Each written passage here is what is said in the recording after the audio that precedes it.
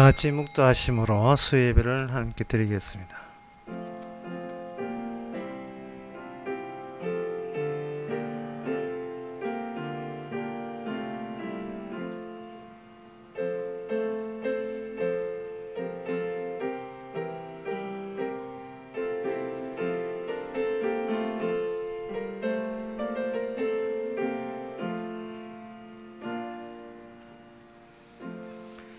저희는 굽어 엎드러지고 우리는 일어나 바로 서도다. 여호와여 구원하소서. 우리가 부를 때 왕은 응낙하소서. 하나님, 굽어 엎드러진 사람도 있고 바로 서는 사람도 있다 했사오니 이 시간 구부러진 우리의 마음이 정돈되지 않은 우리의 모든 사고방식이 주의 말씀 안에서 반듯하게 되게 하여 주시옵소서. 예수님 이름으로 기도옵나이다. 아멘. 찬송가 455장 합시다.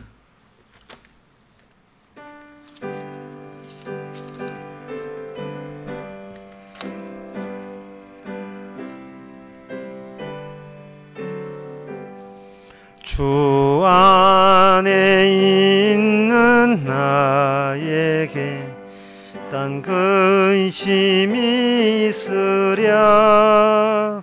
십자가 밑에 나가 내 짐을 풀었네. 주님을 찬송하면서 할렐루야 할렐루야. 내 앞길 멀고 험해도 나 주님만 따라가리. 그 두려움이 변하여 내 기도 되었고 전날의 한숨 변하여 내 노래 되었네. 주님을 찬송하면서 할렐루야 할렐루야. 내 앞길 멀고 험해도 나 주님만 따라가리. 내 주는 자비하셔서 늘 함께 계시고 내 궁핍함을 아시고 늘 채워주시네. 주님을 찬송하면서 할렐루야 할렐루야. 내 앞길 멀고 험해도 나 주님만 따라가리. 내 주와 맺은 언약은 영불변하시니 그 나라 가기까지는 늘 보호하시니. 주님을 찬송하면서 할렐루야 할렐루야. 내 앞길 멀고 험해도 나 주님만 따라가리. 이 시간 한 마음으로 기도하셔야 합니다.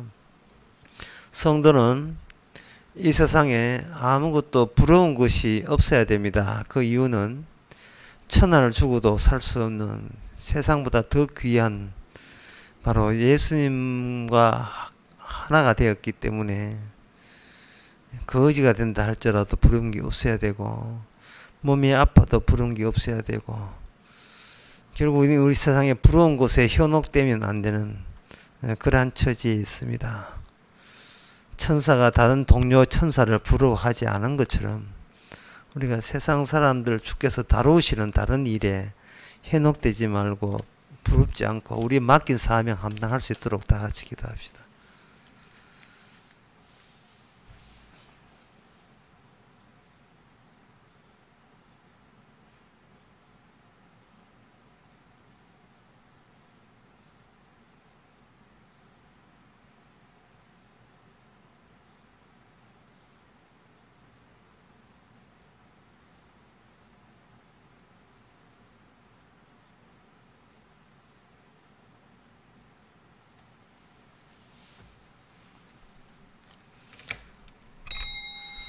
하나님 아버지, 천사가 다른 천사에 대해서 라이벌 관계를 갖지 않는 것처럼 성령 받은 주의 종들 주께서 숙제 주시고 지시 내리시는 그 일을 세상 하나도 부러워하지 않으면서 꼬박꼬박 주와 함께 하면서 수행할 수 있는, 그래서 주님만 바라보고 살 수 있는 저희들 되게 하옵소서.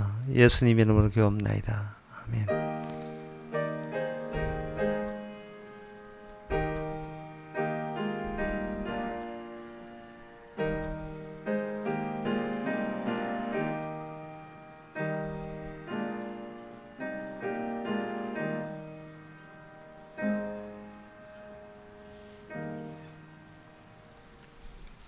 하나님의 말씀 창세기 38장 12절에서 19절까지 읽겠습니다.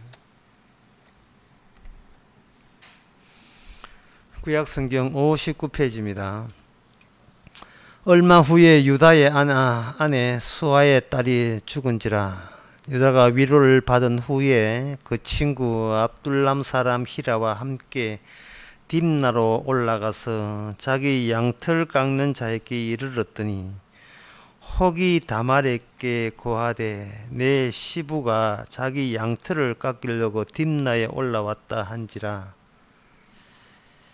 그가 그 과부의 의복을 벗고 면박으로 얼굴을 가리고 몸을 휩싸고 딥나 길 곁 에나임 문에 앉으니 이는 셀라가 장성함을 보았어도 자기를 그의 아내로 주지 않음을 이남이라. 그가 자기를 가리었으므로 유다가 그를 보고 창조로 여겨 길 곁에서 그에게 나아가 가로되 청컨대 나로 내게 들어가게 하라 하니 그 자보인 줄 알지 못하였음이라. 그가 가로되 당신이 무엇을 주고 내게 들여오려느냐. 유다가 가로되 내가 내 떼에서 염소 새끼를 주리라. 그가 가로되 당신이 그것을 줄 때까지 약조물을 주겠느냐. 유다가 가로되 무슨 약조물을 내게 주랴. 그가 가로되 당신의 도장과 그 끈과 당신의 손에 있는 지팡이로 하라. 유다가 그것들을 그에게 주고 그에게 들어갔더니 그가 유다로 말미암아 잉태하였더라. 아멘. 아내 자기 남편 엘이 죽고 난 뒤에, 그리고 그 시동생 오난도 죽고 난 뒤에 이제 시동생 가운데 셀라만 남아 있는데, 거기에 대해서 셀라에 대해서 그 시아버지가 다말에게 줄 의사가 전혀 없습니다.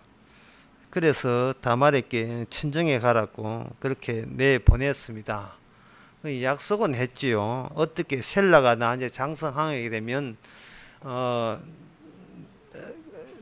남편 삼아 줄게 라고 약속은 했지만, 사실은 다말을 자기 집에서 그냥 나가라고 한 것은 자기 아들을 인간적인 방법으로 그냥 살려보려고 하는 거예요. 그래서 그냥 그 시기만 그냥 넘어가려고, 나중에 어떻게 될든 관계없이 자기 막내 아들마저 죽기 싫어서, 다말은 이방 여자니까 그냥 내쫓은 거와 마찬가지입니다. 그리고 난 뒤에 그 딸이 죽고 그 유다의 아내 수아의 딸이 죽은지라. 이 딸이 뭐 데리고 온 딸인지 모르겠습니다. 하여튼 죽고 난 뒤에 유다가 위로받은 후에 친구하고 딥나에 올라갔는데, 딥나에는 그 유다의 양털을 이렇게 키우는 그곳이 있었습니다. 그 소식을 듣고 다말 며느리가 변장을 해서 창녀처럼 길가에 있었습니다. 창녀처럼 길가에 있었으니까 그 유다가 그를 보고 창녀로 여겨서, 창녀로 여기면 창녀 여기다 하고 그냥 지나가면 되지, 창녀로 여겨가지고 우리 동침하자 하는 식으로 해서 동침을 할 때 그냥 손님 하나 받으면 될 텐데 거의 그 손님의 당신과 이렇게 동침했다는 그 당사자임을 증명하는 그 징표를 거의 받아내려고 하는 거예요. 어떻게 보면 염소 새끼를 반드시 챙기려 하는 것처럼 보이지만, 어쨌든 유다는 염소 새끼 안 줄까 싶어서, 관계 끝나고 난 뒤에 안 줄까 싶어서 그렇게 단단히 하려고 하는 건 모르겠습니다만, 그것이 뭐냐 하면은 약조물 도장과 끈과 당신의 손에 있는 지팡이 세 가지를 달라 해서 나중에 이거는 염소 새끼 주게 되면 이거 가지고 이제 바꾸치기 하면 되는 거예요. 그렇게 해서 했는데 그 유다는 모르죠. 유다는 모르지만 그 당시 다말과 이것을 보는 사람은 이게 다말이 의도적으로 시어머니한테 접근했다라는 것을, 시아버지한테 접근했다는 것을 분명히 여기서는 알 수 있습니다. 꼭 이렇게 해야 되느냐 하는 그런 문제. 꼭 이렇게 해서, 그러니까 이거는 지금 유다 시아버지를 탓하는 게 아니고, 이거 다말이 다 시험 며느리가 조금 별나다는 생각, 뭔가 이거는 그 시집을 통해서 뭔가 노리고, 본인이 뭔가 노리고 있는 바가 있다는 것을, 그런 감을 자꾸 받습니다. 집요하다 할까요? 유다는 시아버지 입장에서는 뭐 대충 해가지고 그냥 빨리 너 집에 가라 이렇게 해가지고 나는 너하고 별로 없다 이런 식으로 관계를 소원하게 떨어지게 하려 했는데, 다말은 되게 뭔가 집착을 하고 있습니다. 집착을 하면서 왜 이렇게 결국은 시아버지하고 며느리가 동침을 해서 잉태까지 자식까지 낳게 되는데, 왜 이런 이야기가 하나님의 언약 계통에 있는 야곱의 가문의 가정의 족보에 이 일이 시어머니하고 며느리하고 시아버지하고 며느리하고 이렇게 동침하는 이 일이 왜 그래? 야곱 언약에서 하나님의 언약을 실현하는 데서 이게 왜 중요한 점을 차지하느냐, 거기에 대해서 우리가 얼른 와닿지를 않지요. 아주 간단하게 쉽게 말씀하면 이렇습니다. 그 다말 입장에서는 어떤 입장이냐 하면은, 다말이 그 시갓집에 남편 동생하고 동침을 해서 자식을 놓겠다 하는 것은 새삼스럽게 또 시동생하고 행복한 삶을 영위하겠다는 것이 아니에요.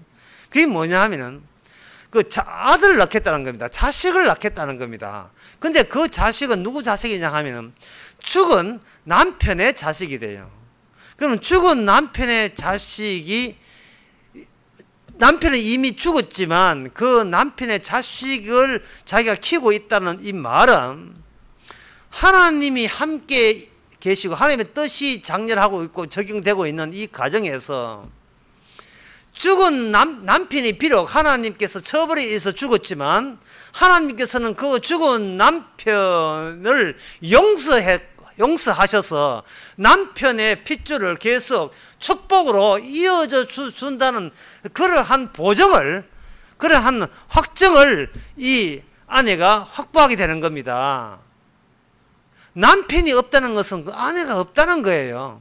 그러면 아내가 아내로서, 언약 가정에서 아내로서 그 하나의 족보에 들어있으려면 죽은 남편을 살려내야 되는 거예요. 죽은 남편을 살려내야 돼요. 우리가 그 창세기부터 하나님이 천지를 창조했다고 그렇게 되어 있죠. 하나님이 천지를 창조했다. 모든 있는 것은 하나님으로부터 만들어져서 빛이 있으라며 빛이 있듯이 모든 것은 하나님의 창조에서 있게 되었다라는 것을 우리가 알고 있습니다. 그런데 이 점을 한번 생각해 보세요. 없는 데서 있는 것은 가능한데 있는 것을 없는 것으로 되돌릴 수 있는 솜씨가 하나님 앞에 있느냐 하는 겁니다. 이미 발생된 것을 하나님께서 없앨 수가 있느냐 하는 겁니다. 하나님이 예수님을 통해서 예수님과 함께 더불어 이 세상을 예수님 중심으로 영광 돌리기 위해서 모든 것이 그리스도로 말미암아 만들어졌습니다. 그러면 절대 이게 하나님의 뜻에 의해서 만들어졌다면 비록 만들어진 그것이 하자가 있고 문제가 있다 할지라도 하나님의 창조가 거기에 창조의 솜씨가 담겨 있는 이상은 그 있음을 없음으로 완전히 환원시킬 수는 없어요. 무효화시킬 수는 없는 겁니다. 그래서 인간은 죽고 난 뒤에도 무덤에서 다시 예수님이 불러내지요. 사라지지 않습니다. 그러면 하나님께서 그러면 하나님께서 사람을 죽이는 것은 그는 있음을 없음으로 바꾸는 것이 아니냐 하는데 그게 없음을 있음으로 창조를 무로 돌리는 게 아닙니다. 아니고 하나님의 창조의 배후에 뭐가 먼저 있느냐 하면 하나님의 언약이 약속이 있어요. 창세전에 아버지와 아들 사이에 있었던 그 약속, 그걸 이제 이 지상에 오게 되면 그걸 언약이라고 하고 지상 이전에는 그걸 약속이라고 합니다. 약속이 구체화된 것이 언약이에요. 그리고 그 언약을 위해서 하나님은 일하십니다. 언약을 던져놓고 그 언약을 완성시키는 분이 하나님이에요. 그 외에 다른 하나님은 다 우상이고 가짜가 되는 겁니다. 그렇다면 이 세상에서 모든 있음이 늙어 죽으면 그러면 거기 흙이 되고 없어지잖아 하는데 그게 없어지는 게 아니고 무엇의 용도로 쓰이냐 하면 하나님의 언약을 성취하는 용도로 이게 활용이 되는 겁니다. 그 사실을 다른 가정 말고 유다 가정을 통해서 보여줘요. 자기 아들이 여기 자기 큰아들 엘이 하나님의 자식도 없이 죽었습니다. 자식도 없으면 죽었다는 말은 여기서 우리가 개인적으로 엘의 입장에서 볼 때에 아이고 세상에 태어났다가 죄져가 죽었구나, 아이고 내 인생 끝났다, 엉망이다 이렇게 하지만 방금 이야기한 것처럼 하나님께서 어떤 인간을 죽이더라도 그 죽는 취지가 뭐냐 하면 언약을 언약되게 드러내기 위해서 죽이시는 거예요. 그러면 그 인간 죽이고 그 빈자리에 언약 등장하고 하나님께서는 그 원칙을 적용시키는 겁니다.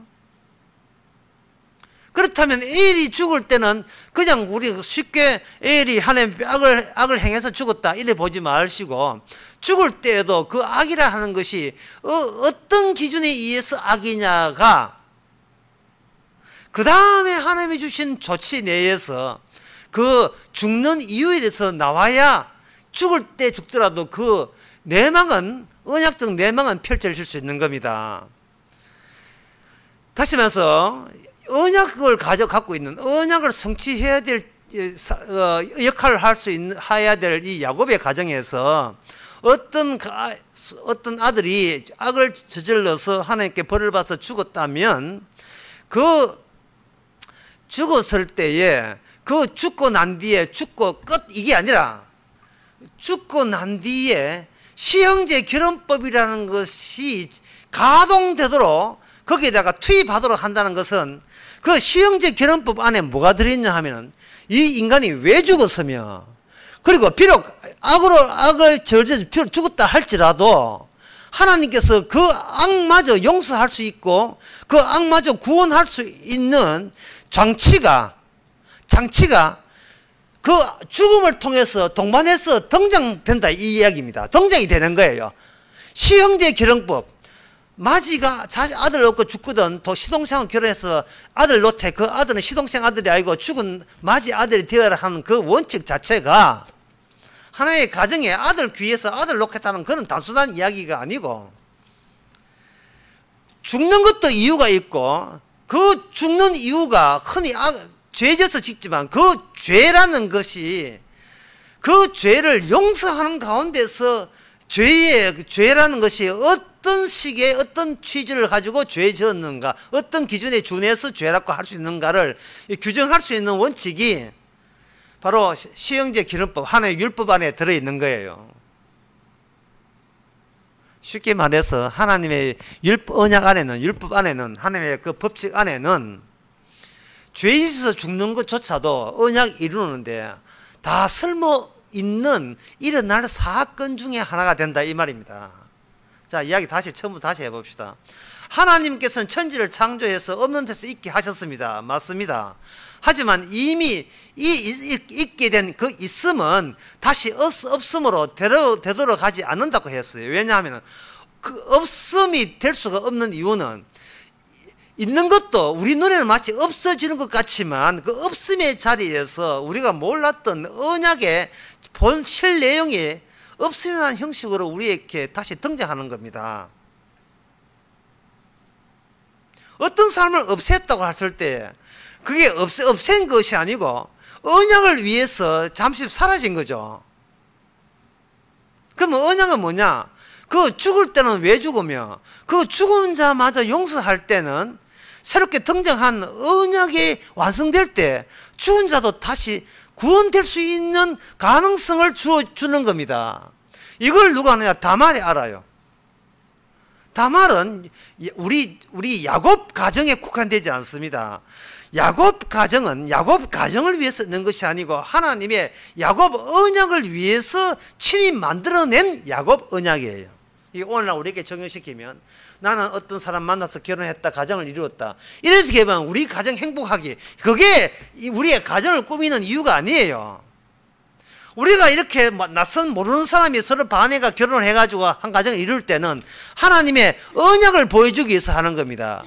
이것을 가지고 이 가정에 대해서 이야기하는 것이 아니고 교회에 대해서 이야기한다고 에베소서 5장에서 사도 바울이 이야기한 거예요.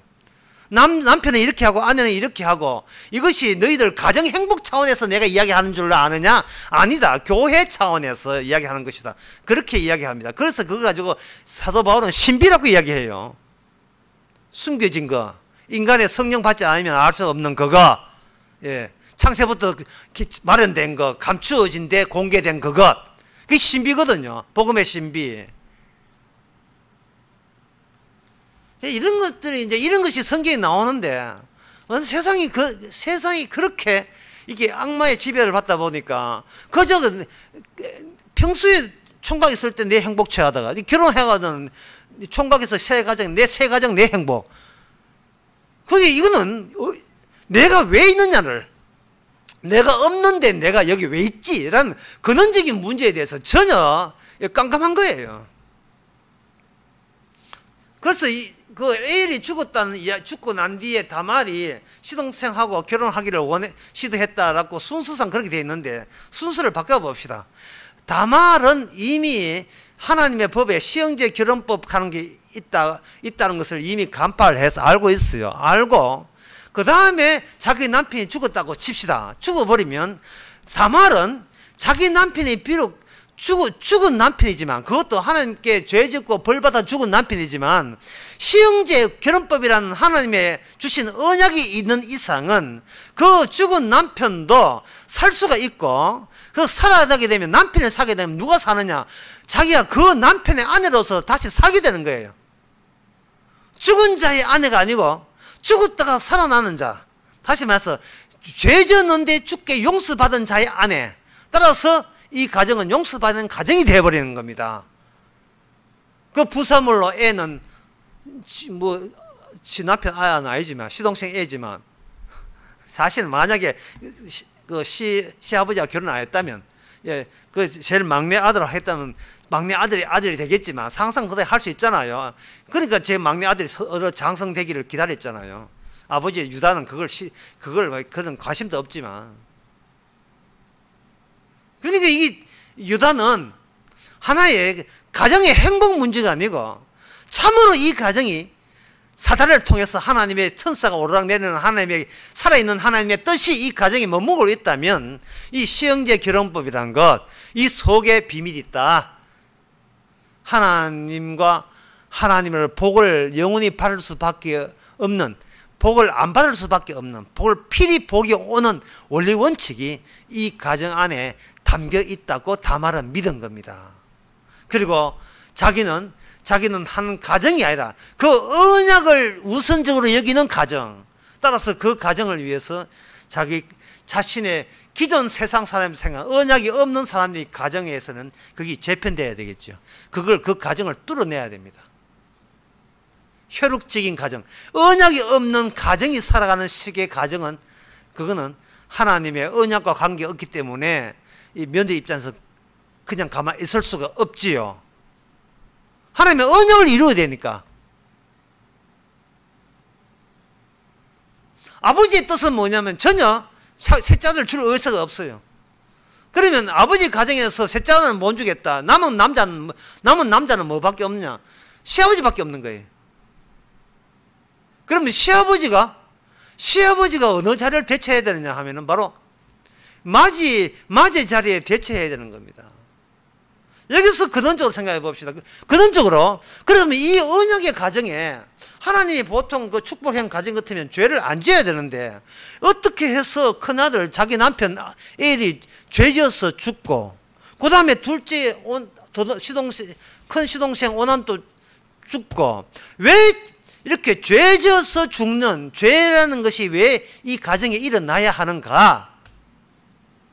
그것은 바로 근원적인 죄를 파헤치는 것, 근원적인 죄를 파헤치는 이 작업이 유다 가정에 하나님의 언약을 부여받을 그런 자리를, 접점의 자리, 하나님의 외부에서 오는 축복된, 완성된 축복과 도킹 만날 수 있는 접점의 자리를 하나님께서는 유다 가정에서는 죄를 파헤치는 방식으로 그 접점의 자리를 마련하는 거예요. 그러면 성공된 축복은 어디서 오는가? 그거는 요셉을 통해서 오는 거예요. 저는 그렇잖아요. 투톱이라고 했잖아요. 12아들 가운데 유독 주목받는, 그런 주목받는 축복을 받는 가정이 두 가정이에요. 하나는 요셉이고 하나는 유다 가정입니다. 투톱이라니까 두 개가 모든 걸 설명해요. 요셉은 복의 성공을 가시화시키는 역할을 한다면, 유다는 그 복이 장착될 수 있도록, 여기에 도킹 들어올 수 있도록 유다 가정에 완전히 근원적인 가정이 개판됐죠. 뭐 개판과 완전히 가정이 근원적인 죄를 폭로시키는 그 현장을 장만해야 될 그런 일이 벌어져야 되는 겁니다. 흔히 말합니다. 6에서 0, 0에서 6으로 갈 수 없다. 맞는 이야기예요. 요한복음 3장에 나온 이야기입니다. 6으로 난 것은 6이고 0으로 난 건 0이기 때문에 사람이 다시 태어나지 않은 것은 하늘나라 가지 못한 것. 그 말은 맞습니다. 그런데 구약에 오늘 본문에 보게 되면 6으로 0의 세계를 갈 수 있는 단서를 제공해요. 단서를. 그거는 자기가 노력한다고 갈 수 있는 건 아니에요. 이미 이 유다 가정에 투입된 하나님의 언약이 멀쩡해 보이고 남들 가정처럼 내 가정 지키겠다는 그러한 상식적으로 흘러가는 가정에, 이거는 삽으로, 아예 언약이라는 삽으로 파헤쳐 버립니다. 복의 가정에서 벌받아서 죽은 아들이 2명이나 돼요. 아버지 입장에서 큰아들이 죽었다는 말은 그 가정 깨졌다는 뜻이에요. 그 가정이 깨졌다는 겁니다. 아들이 벌받아 죽다는 자식은 아버지의 그 죄가 그대로 흘러가잖아요. 그 아들이 벌받아 죽었다는 말은 하나님이 유다를 정상으로 보지 않는다는 뜻입니다. 이왕 정상으로 보지 않는 거 화끈하게 어느 정도의 죄의 깊이가 있는지를 화끈하게 다 들춰내는 작업에 하나님께서는 이 유다 가정을 가지고 설명하는 거예요. 철저하게 죄된 모습을, 그동적인 죄된 모습을 볼 때에 더 이상 유다 가정은 내 가정 건전하다, 훌륭하다, 내 가정 온전하다, 내 가정은 하나님의 바른 가정이다 라고 할 건덕지를 전혀 남겨두지 않는 겁니다. 이 가정이 구원받으려면 외부에 축복된, 그러니까 이 가정을 대신해서 외부의 축복된 하나님의 축복의 그 효과가 이 가정을 덮지 아니하면 이 가정은 구원받을 가능성이 없어요. 언약대로 복받을 가능성이 전무한 겁니다. 나무를 심더라도 그 흙을 파야 되지 않습니까? 나무가 잘 자라는 것은 요셉이 할 몫이고, 나무를 심을 장소는 죄가 있는 곳에 구원이 있기 때문에, 죄가 있는 곳에 의가 있거든요. 그건 죄는 죄다 드러나야 되거든요. 그 드러나는 일을 하면서 인간의 육으로 들어갈 수 없는 영적 세계를 육으로 죄를 덜추어나는 작업이 하나님의 언약에 의해서, 시형제 결혼법에 의해서 이렇게 실체가 되는 겁니다. 물론 인간의 행함으로 죄가 덜추어지는 것이 아니고 하나님의 언약이 와서 이거 우리의 바탕을 이렇게 파내는 거죠. 자, 여러분 아시다시피 예수님이 십자가 죽었습니다. 그러면 십자가 죽었다는 것이 나의 구원이 되려면 그 십자가 죽음의 그 십자가 끝에 뻗죽한 것이 우리의 마음밭을 마구 해짓고 파헤쳐야 돼요. 어디까지 파헤치느냐 하면은 바로 내가 여기에 있다 하는 것이 용납되지 않을 정도까지 파헤쳐야 돼요. 나는 내가 어떻게 삽니까라는 말을 안 나오더라. 나는 나를 어디다가 버리면 좋습니까? 나의 버릴 장소를 허락해 주옵소서. 십자가, 여기 십자가 있다. 십자가에 갖다 버려라. 이러는 겁니다. 나는 내 것으로 살기 싫으니까 내 것을 버리고 싶은데 버릴 장소를 주께서 언약을 통해서 버릴 쓰레기통 하나 주시기 바랍니다. 그래, 이곳이다 라고 주신 것이 십자가입니다. 이게 로마서 6장에 나와죠. 그런즉 우리가 무슨 말을 하리요? 죄를 거하겠느냐? 그럴 수 없느니라. 죄를 거할 수 없다는 말은 뭐냐? 죄를 안 진다는 말이 아니고 죄가 거할 수 없을 정도로 죄가 거하는 나라는 자리를 아예 없애버리겠다는 거예요. 죄에 대해서 죽은 우리가 어찌 그거 한데 살려? 쓰레기통 지면 쓰레기통이 있어야 쓰레기를 버리는데 쓰레기통이 날아가 버리는데 쓰레기 버릴 데가 없는 거예요. 죽은 자로 활용한다 이 말이에요. 죽은 자로 활용을 하시는 거예요. 주님께서 우리에게 십자가 가지고 앞장 세울 때는 죽은 우리를 십자가의 복음을 위해서 활용해 주시는 겁니다. 그러면 우리는 점점 더 죄를 더 지어야 되죠. 왜? 어차피 주님의 활용 차원에서, 주께서 우리를 활용한다는 차원에서 우리를 사용하기 때문에 그렇습니다. 잘 이해가 지금 되시고 있지만 안 된다고 치고요. 실험실에 하얀 생지를, 마우스 하얀 생지를, 실험하는 사람이 사용한다 합시다. 생지를 잡았습니다. 퍼뜩거리면, 퍼뜩퍼뜩 하면 이게 안 되니까 주사를 놔가지고 안락사 쉽게 해버렸어요. 죽었어요. 죽긴 한데, 요거 한 팔을 한번 잘라볼까? 요번에는 다리를 한번 잘라볼까? 눈을 한번 쑤셔볼까? 할 수 있어요. 그러면 이미 죽은 인간을 팔을 자르든 뭐를 자르든 눈을 사용하든 그거는 주께서 필요한 데 서시는 거예요. 이 성도를 가지고 도적질 하는데 한번 사용해볼까? 살인하는 데 사용해볼까? 오른손에 하는 걸 왼손에 모르게 한다는 게 얼마나 큰 죄인 것을 깨닫게 해볼까?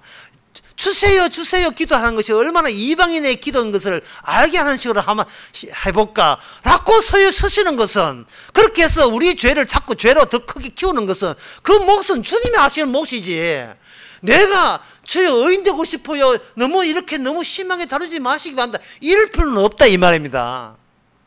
십자가 옆에 있는 강도가 평생 강도해서 구원받았잖아요. 그날 밤에 낙원 갔잖아요. 천국 갔다고요. 왜? 주님께서 충분히 실험적으로 사용했기 때문에. 그것이 나서라도 아브라함 품에 안겼습니다.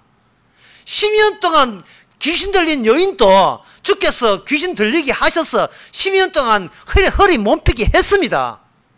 뭐 고관절 정도가 아니야. 지금 허리를 못 보겠다. 12년 동안. 다른 사람 같으면 얼마나 주님을 못 맡겠습니까? 근데 그 여자 하는 말이 뭐예요? 개입니다.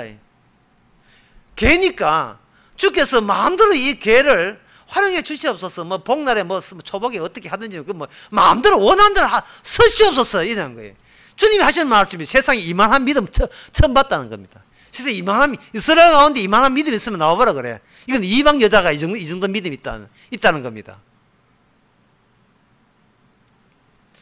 근본적으로 우리가 내가 뭘 믿는 게 아니에요. 주께서 활용해 주시는 겁니다. 우리는 날마다 내라는 인간을 버릴 그냥 쓰레기통이 우리 곁에 있다는 것을 감사하시기 바랍니다. 그게 십자가예요. 십자가를 생각한다는 것은 내 쓰레기통이 내 옆에 있다는 이야기입니다. 다말은 지금 쓰레기통이에요. 하나님의 언약을 위해서 쓰레기 사용하는 겁니다. 그까지 그 창녀가 그 뭐 대수라고요. 어차피 막가는 집안인데.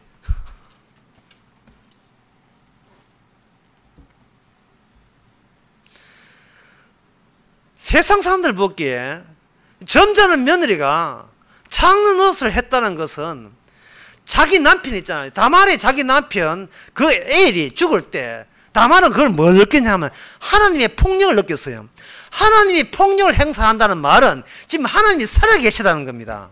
그러면 그 폭력을 행사하시더라도 시형제 결혼법이라는 이 언약을 내포한 축복을 이루겠다면 그 폭력이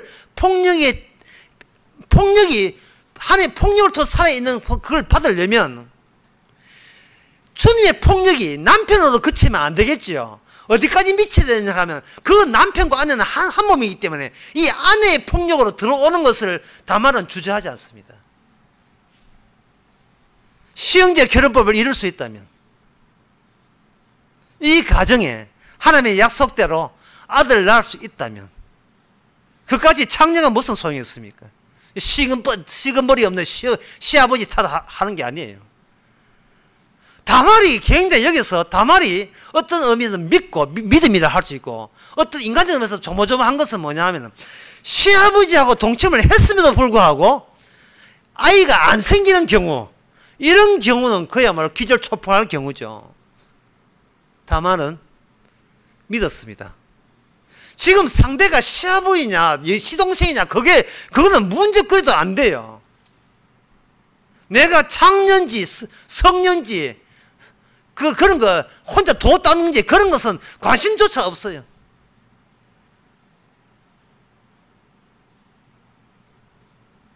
하나님께서 관습하시고 관여하는 그 장, 그 필드, 그 영역에서 내가 이 다말 입장에서 내가 할 것은 뭐냐 하면 일체 나를 생각하지 않은 것 그것만 있으면 돼요.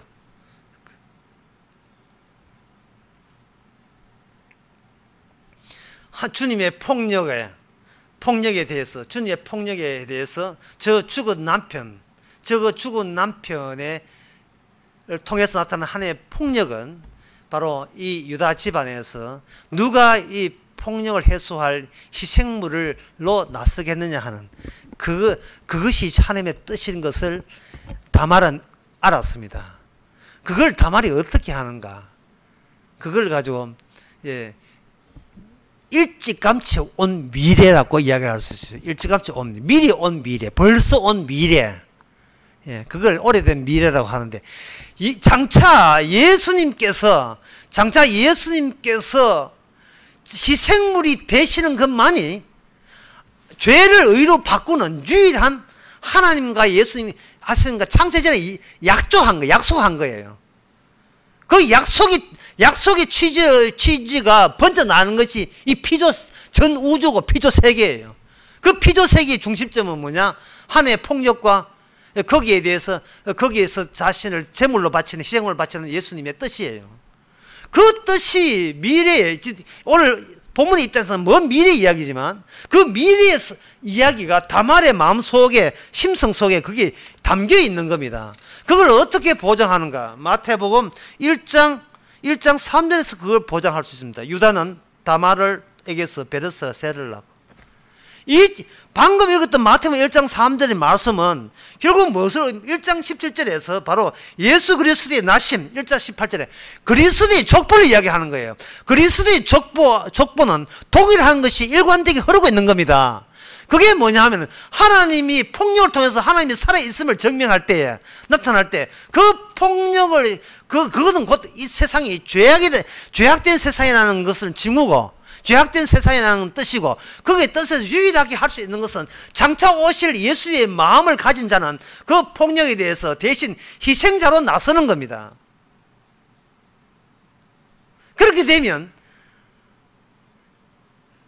큰 아들이 죽음으로써 유다의 가정 자체가 붕괴된 가정이 하나님의 언약에 의해서 없는 데서 다시 죽음이 없어진 게 아니고 없어진 데서 다시 생성되는 제2의 창조가 언약을 통해서 제2의 유다 가정으로 다시 태어나는 겁니다. 이게 거듭남이에요. 이게 바로 사람이 다시 태어나는 그 원리예요. 요한복음 3장 8절에 그리스도가 들어와서 나는 죽고 주께 쓰임을 받으면서 주께서 희생된 그 현장에 우리는 죄인으로서 쓰레기로서 쓰임받는 그 관계 속에서 주님 앞에 의인으로 다시 태어나는 겁니다. 이 유다 가정이 일어나는 이 사건은 이 사건의 언약을 이룬 방식에 대해서 마지막으로 말씀드리겠습니다. 누가 방해하느냐? 바로 유다가, 시아버지가 방해하고 있습니다. 시아버지의 세상 포기 생각하는 것은 그저 간음 수준, 도덕적인 수준. 창녀하는 자도 되지만 세상의 건친상가이라고 어떻게 자기 며느리하고 동침할 수 있어요. 그런 인간은 때려 죽여야 된다고 하는 일반적인 인간들의 그런 언약과 상관없이 인간들이 알고 있는 그런 상식 수준의 윤리 도덕이 도리어 하나님의 언약 중심에 있는 그 사람의 희생의 아픔을 더욱더 가중시키는 겁니다. 소위 착해진다는 그것이 주님의 일에 방해하는 악마 짓이 되는 거예요. 착해진다는 왜 악마 짓이냐? 그 안에 착한 나가 살아있기 때문에 그렇습니다. 착한 내, 괜찮아진 내, 훌륭한 나, 그걸 자기의 의라 하는데 자기를 콩콩 쥐고 있는 나, 이게 악마의 모습이에요. 그런 것은 절대로 영적 세계를 갈 수가 없습니다. 영적 세계는 신의 폭력 앞에서 희생물로 결합이 되는 사람만 영의 세계에 들어갈 수가 있습니다. 근데 그냥 자살한다는 것이 아니고 주어진 언약의 범위 안에서, 언약 성취 안에서 그렇게 희생물이 되는 겁니다. 다만은 전혀 부끄럽지 않습니다. 오히려 부끄러워하는 것은 시아버지가 부끄러워하죠. 여기서 우리는 요셉에서 그렇게 하는 그런 동시대에 쌍둥이처럼 요셉은 지금 국무총리가 되고 있는 과정에 있습니다. 서로 무관한 이야기가 나중에 유관하게 서로 상관이 있는 결합되는 일이 창세기 끝 말미에 그것이 결합이 됩니다. 요셉이 의해서 잘된 그 축복이 유다 가정의 복으로 용서로서 주어지는 겁니다. 그럴 때 요셉의 훌륭함이 아니고 유다의 훌륭함이 아니고 이방 여인 다말의 위대함, 다말의 그 주목하라며 그 안에 언약의 핵심 부분, 예수 그리스도의 복음의 십자가 복음의 핵심 부분이 미리 일찍이 이 다말을 통해서 드러난 겁니다. 그렇다면 오늘날 우리는 뭡니까? 우리도 우리 안에 그리스도의 십자가가 분주하게 작동되기를 바랍니다. 기도하겠습니다. 하나님 아버지, 사적으로 내 잘되기 위해서 하나님 이용하는 것, 남한테 웃음거리 되지 않기 위해서 하나님 앞에 잘 보이려고 자기 관리하는 것, 그 모든 것이 마귀 짓인 것을, 그것이 나를 더욱더 살리고자 하는 비복음적인 사실을 저희는 알아사오니 차라리 날마다 십자가 앞에서 십자가와 날마다 자기를 던져서 주님으로 서여질 수 있는 그런 사람 되게 하옵소서. 예수님의 이름으로 기도옵나이다. 아멘. 찬송가 213장 합시다.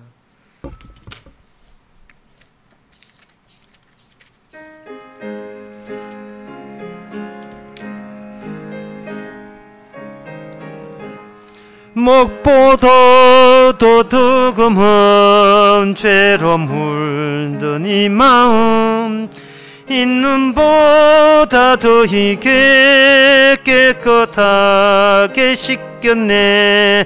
주의 보혈 흐르는데 믿고 뛰어나가 주의 은혜 내가 입어 깨끗하게 되었네. 모든 의심 걱정과 두려움이 사라져 슬픈 탄식 변하여 기쁜 찬송 되었네. 주의 보혈 흐르는데 믿고 뛰어나가 주의 은혜 내가 입어 깨끗하게 되었네.